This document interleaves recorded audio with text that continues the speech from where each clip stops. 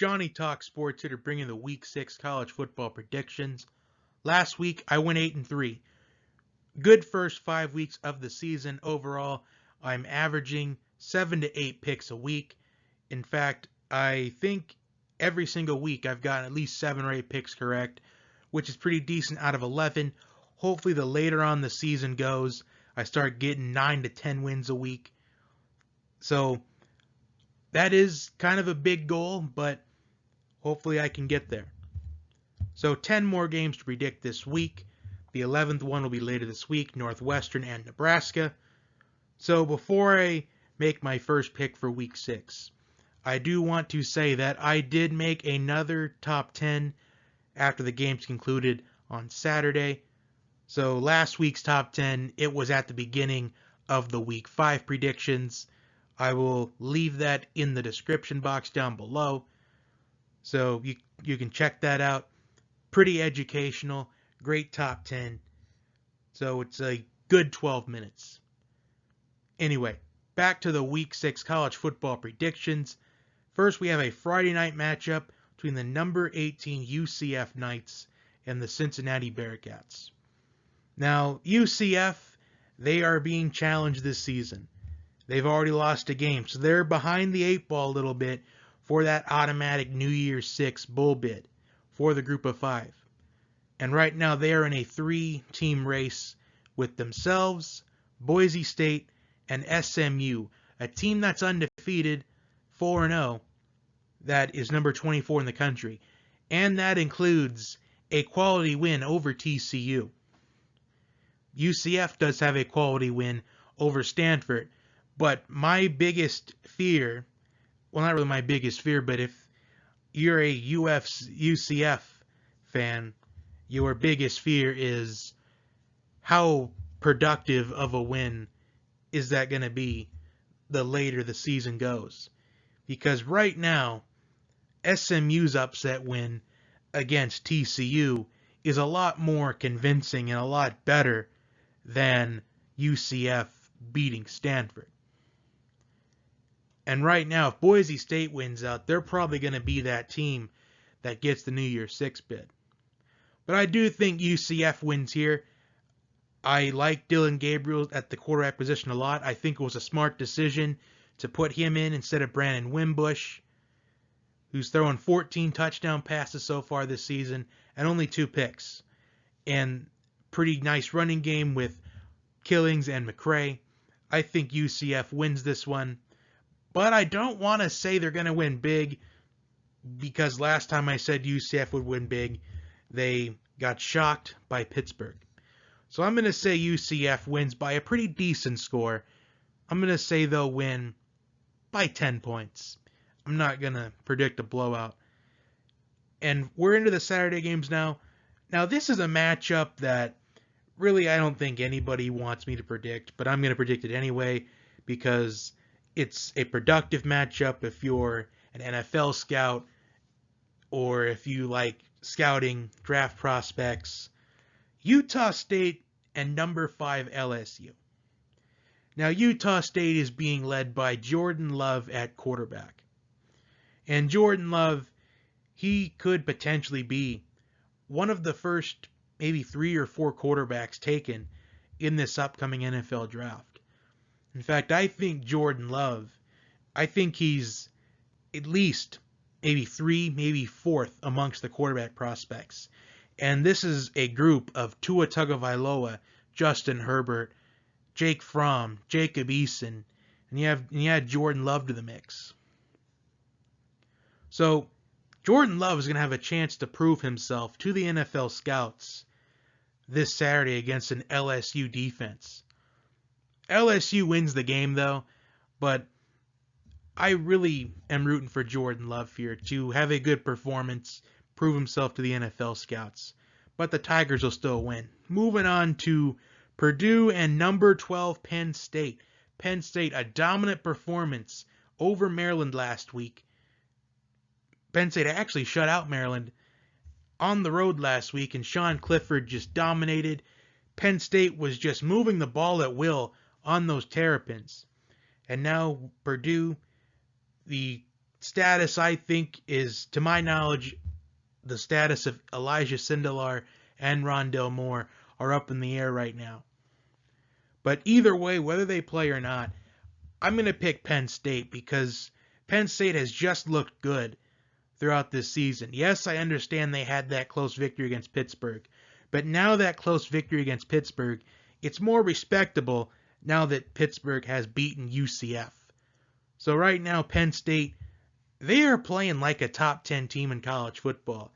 And the more Penn State wins, the more they're going to go up in the rankings, especially with the SEC gauntlet. And you've got 5 teams in the SEC in the top 10, and they're eventually going to just beat each other up. So if Penn State takes care of their business the rest of the season, look out for those Nittany Lions potentially being that surprise team that makes the college football playoff. So I'm going to pick the Nittany Lions. Next we have number 14 Iowa and number 19 Michigan. Now I feel like I said this 2 weeks ago, but I'm going to say it again. Jim Harbaugh seems to have problems when it comes to playing ranked opponents, especially on the road. But luckily for Jim Harbaugh, this game is at home in the Big House. I do think this is going to be a close game. In fact, I'll be surprised if this is a blowout on either side of the ball, whether if it's Michigan or Iowa that ends up blowing the other one out. This is going to be what I think a defensive battle. For Iowa to win this game, score early, get that crowd silent early on, try to take Michigan's momentum away. But I can't wait to see this game because this week we're going to see how talented Iowa really is. Because they are 14th in the country. But this is their biggest test of the season so far. But in a low-scoring game, I'm going to pick Michigan to win 19-17. I think Iowa's going to miss a field goal with inside a minute and a half to go. And then Michigan will get a first down to ice the game up. I think it's going to be that much of a battle. I think Iowa's defense will keep them in it from start to finish. But I think Michigan in the end wins by 2 points. Next we have number 11 Texas and West Virginia. Now, West Virginia is a team that hasn't really gotten a lot of mention so far this season. But their only loss this year is to Missouri. And is Texas looking forward to that Red River Showdown with Oklahoma next week? That is a factor in making this prediction. Well, it isn't really. I'm still going to pick the Longhorns to win this game, but it may end up being closer than what a lot of the experts think. The Horns will still get the win, but how much will it be? It's going to be interesting to see if this Texas team is too busy looking forward to that Oklahoma matchup next week. Next we have number 25 Michigan State and number 4 Ohio State. Ohio State dominated Nebraska last week, moved the ball at will on that Cornhusker defense on the road. And it's very impressive to win 48-7 on the road. And Ohio State, they completely dominated Michigan State as of late. So we're going to see how talented this Ohio State team really is. In fact, we're going to see how talented a lot of teams are this week. We're going to see how talented Iowa is. We're going to see how talented these Buckeyes are. We're going to see how talented Auburn and Florida are, which we're going to get to at the end because that's the game of the week. But anyways, this could end up being a defensive battle. Can the Spartan defense keep Michigan State in it? Because I think Michigan State is going to struggle moving this football. So the defense has to give them a short field as much as they can. Well, maybe not all the time, but give them the shortest amount of field that you can every single time. Because Ohio State, they don't give up much. And that's going to be my issue. I just think Ohio State, with a win here, they could move into possibly another spot in the rankings if they dominate this Spartans team. And I see that happening. I think Ohio State wins this by at least 2 touchdowns.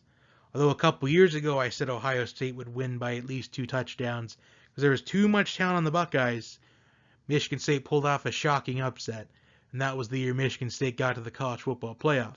So anything goes, but I'm going to pick the Buckeyes. Next, we have the Cal Golden Bears and the number 13 Oregon Ducks. The Ducks, their only loss this season is to undefeated Auburn, who is number 7 in the country.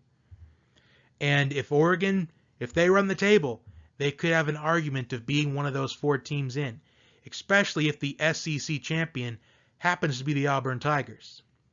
In Cal, they're trying to recover from their first loss of the season last week to Arizona State in a game which I correctly predicted would be a low-scoring game for a Pac-12 game, because, you know, Pac-12 games, they tend to have high scores. So Cal now has to go on the road to Autzen Stadium, probably the loudest stadium in college football. And I think this is going to be too much for the Ducks. There's too much experience on this Oregon team, and especially with the experience that Oregon has. After that Week 1 loss, I'm willing to bet that Cristobal, he gathered up his team and said, we have to win out now. We can't afford to lose anymore. And basically what I think is the Ducks, they control their own destiny. I really don't care what any critic says. I even talked about how Oregon controls their own destiny in that top 10 video I made. So seriously, check it out. But I'm going to pick the Ducks to win this because I like the experience on this Oregon team, especially the leadership led by quarterback Justin Herbert. I'm picking the Ducks to win this week. Next, we have number 3, Georgia and Tennessee. And there's probably really nothing to predict here except a Georgia blowout win. Because Georgia's coming off a bye week after that big win against Notre Dame. So they had a bye week to recuperate. And now the Bulldogs, they're energized again. And I think we're going to see that on Saturday. Georgia wins by at least probably 30 points because, you know, Tennessee. And this is a game that really I don't think is maybe an entertaining game. But I feel like it's a good game. And you got to give some respect to a lot of these undervalued teams of college football. Tulane and Army. Both of these teams only have 1 loss. For Tulane, their 1 loss is against undefeated Auburn. And for Army, they took Michigan to double overtime. So both these teams, I think it's going to be a very competitive game. But I think this game is going to become low scoring, especially with Army's triple option.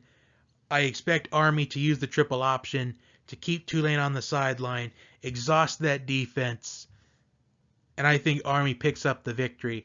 I think Army is going to, it's going to appear that Army will dominate the game. Well, excuse me. Army is going to dominate the game, but the score is not going to show it. I think Army wins by 1 touchdown, 28-21, but Army's going to dominate the game statistically. I think Army's going to have the football for at least 31 minutes in this game, maybe even 32 to 37 minutes. So I think Army wins this game by a touchdown, but dominates it statistically. And finally, we have the game of the week, the number 7 Auburn Tigers and the number 10 Florida Gators, top 10 showdown in the swamp, the game of the week. So here's overall my analysis on this game. Florida's only giving up an average of 8.8 points per game. But you got to look at Florida's schedule.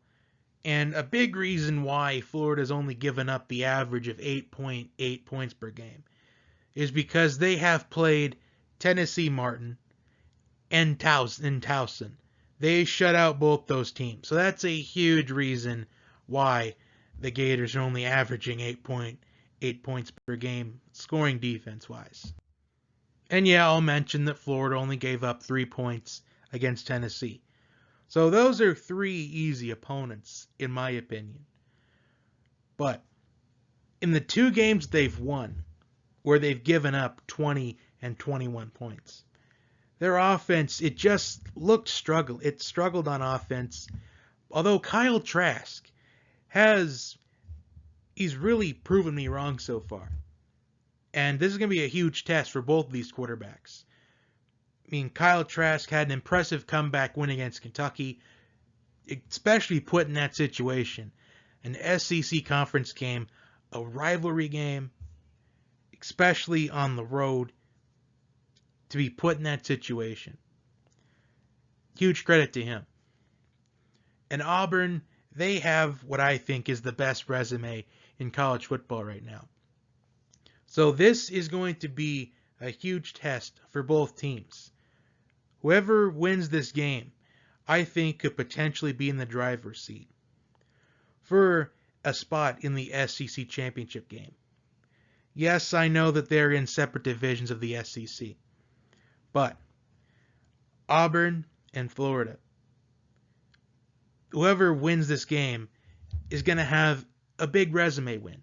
For Florida, it can be their first big one. For Auburn, it can be a third one, and that would be the most out of anyone in college football at this point. In fact, Auburn already has the most resume building points out of anyone, in my opinion, of course. So I think this will be a low-scoring game. In fact, I think it's going to be which quarterback is going to make the plays down the stretch. Because I think this is going to be a defensive battle. But Auburn has the size advantage. But I think Florida, I think they have that clutch factor in them. So I'm going to predict a low-scoring game. I'm going to predict a slugfest. I'm going to predict 13-10 in favor of the Auburn Tigers. So those are my Week 6 college football predictions. Like, share, and subscribe, and I will see you next time.